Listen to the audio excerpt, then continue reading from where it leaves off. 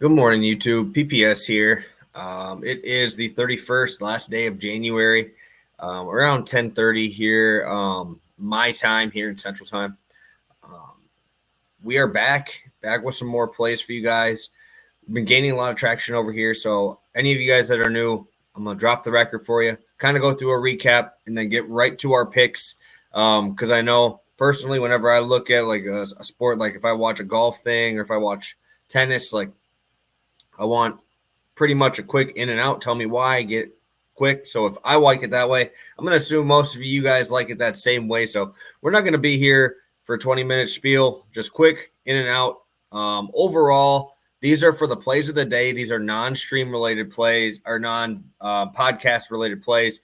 158 and 113. Unfortunately, we did drop our South Dakota State one.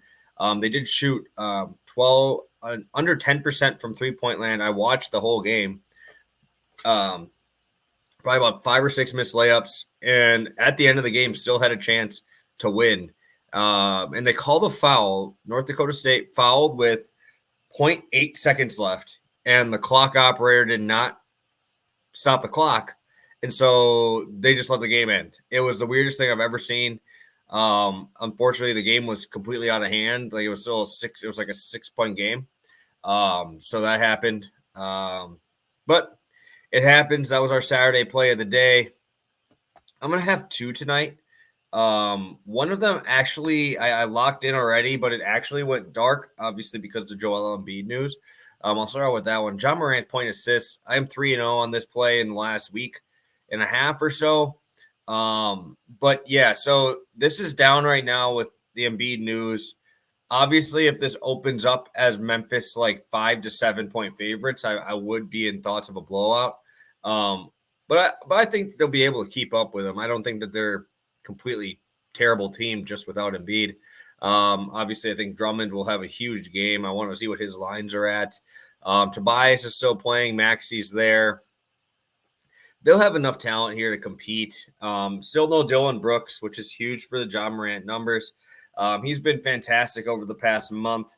In the past month, he's averaging 28.6 points, 7.2 assists, and 49.8% from the field in a 12-game span. Brooks's injury has really allowed John Morant to be huge usage rate, huge number guy, and just have the ball in his hand a little bit more. We've actually seen a 5% usage bump this year for Ja compared to last year. I think the Dylan Brooks injury really is the reason there. And obviously, Ja is just transcending this league. He is blowing up, pushing in the top 5 of MVP race. He's got a 32.6% usage rate this year. Last year was sitting around 27.1. Memphis is playing at the second highest pace in the league right now. And I think that this Embiid news does hurt with the game being a little bit more blowout-y, but I think it actually helps because Philadelphia plays at the slowest pace or the fourth slowest pace. This could be a 4-possession boost for Philadelphia. And with Embiid, that's the reason why they're slower, right? You're running the ball through the center, running the ball through the post, takes the possessions a little bit longer. But they're not going to have Andre Drummond as the focal point of this offense, right?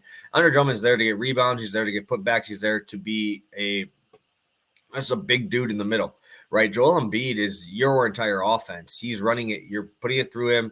That's going to take 10 to 12 seconds off the shot clock every single time. I think this game actually has a sneaky over potential here with the Memphis Grizzlies playing as fast as they are, playing as efficient as they are. Philly is going to take a hit on defense too. Andre Drummond is nowhere close to Embiid on the defensive side. I think that helps John Morant come in with those slashes to the paint. I also think it helps with his drive and kick opportunities as well. I did like when I was doing this write-up, I did like the thoughts of the ace versus ace type of play. But when you have a game like this, obviously, there's not much you can do for a rest, right? It was a complete rest spot. But it is a big spot because you're going to see John Morant going into Philly. You're going into Joel Embiid's house, and you got to show him who's in charge of it. I think John Morant has another massive game. He scored 52-plus fantasy points in the last 6 games, 30-plus points in the last 6 games, hit this number in the last 6 games. And if you're going to tell me he's going to score 30 for a 7th straight game and I only need 4 assists from a guy averaging 8 per game, I will take that any day of the week. Lock it in, Ja Morant over 33.5 points, assists. This is a 1.5 unit play there. And so my biggest college basketball play today is one of my favorite teams, Eastern Washington. Again, cashed them last Saturday again, plus 7.5. These guys are undervalued in the market, guys. These guys are so good. I understand, but they can play with so many different teams at so many different ways of adjusting to their opponent. They played a game in the low 60s, and this team usually is up in the mid to high 70s, and they covered. This team covers spreads. That's what they do, and they're in Weber State today.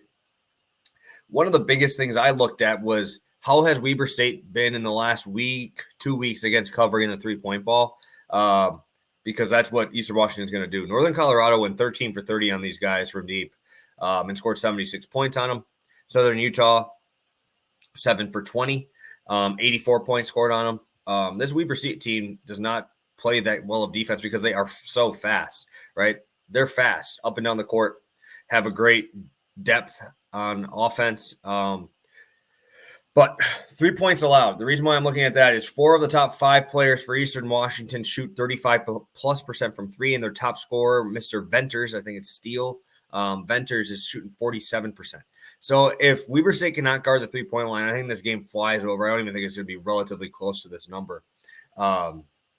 Last 2 home games for Weber State, they've scored 95 points and 84 points versus an Idaho State team who does, yes, suck on defense, but plays at the 13th lowest pace in the entire country, and they still put 95 points up on them. Eastern Washington is actually a top 50 team in pace, 44th in the country in pace.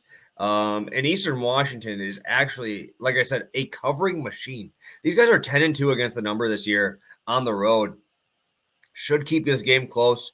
Should get fouls here.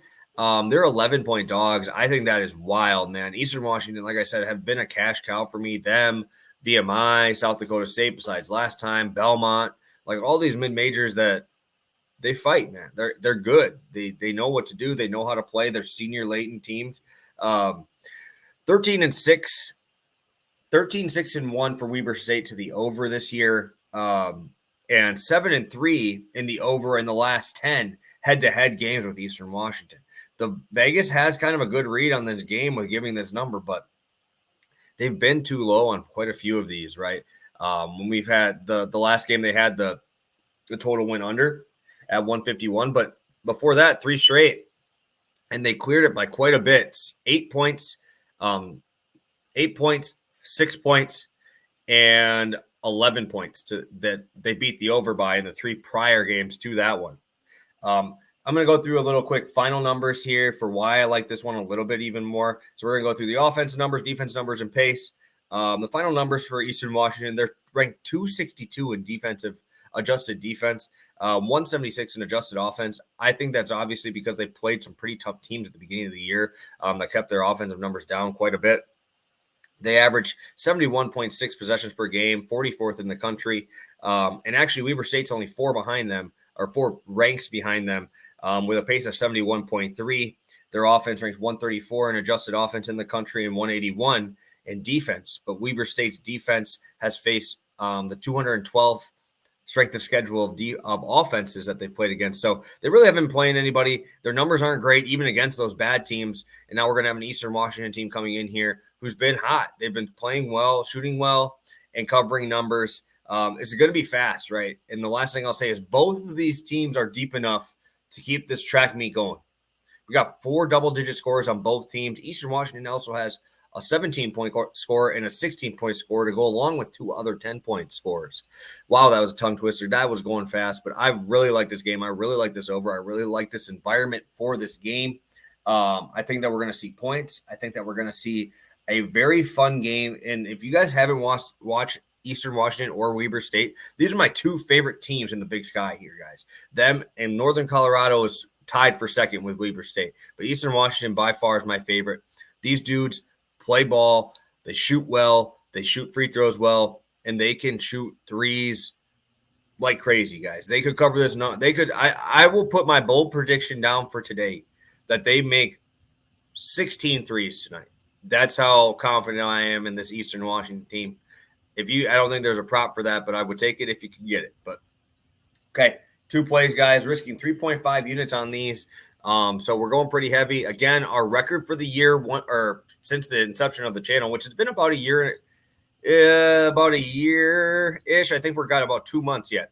So this is in about 10 months. 158, 113, because I believe we started in here around that end of March time when I consistently started putting out content. Ja Morant, points assist over 33.5, 1.5 unit play. Eastern Washington over 155.5, 2 unit play.